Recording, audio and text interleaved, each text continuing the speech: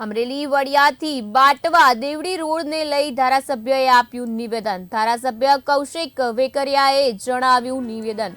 વિડિયાથી Batwa દેવડી road મંજૂર થઈ ગયો છે। ધારાસભ્ય રાજ્યના મુખ્યમંત્રીને રજૂઆત કરી। ધારાસભ્ય ચોમાસાના કારણે કામ થઈ શકે તેમ નથી, હાલમાં પેન્ડિંગ છે। નવરાત્રી બાદ આ રોડની કામગીરી શરૂ કરવામાં આવશે તેવું ધારાસભ્ય કહી રહ્યા છે।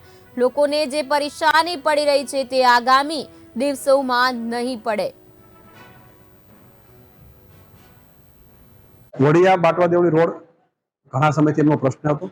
ધારાસભ્ય બન્યા પછી પ્રશ્ન મારા ધ્યાન ઉપર પણ આવ્યો, ત્યારે વચમાં આપણે પેશ પણ કરાયા હતા। પણ મેં ખાસ કરીને આ રસ્તો નવો મંજૂર કરવા માટે જ્યારે રાજ્યના મુખ્યમંત્રી ભૂપેન્દ્રભાઈ પટેલે રજૂઆત કરી, આ રસ્તો નવો મંજૂર પણ થઈ ગયો છે।